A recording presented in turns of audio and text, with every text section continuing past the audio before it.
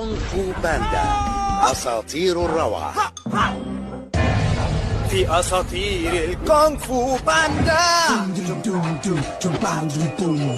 نشأ في حي فقير، عمل في مطعم صغير، بالصدفة في يوم أصبح من المشاهير. كونغ فو باندا المعلم شيفو قد اكتشف قدراته. كونغ فو باندا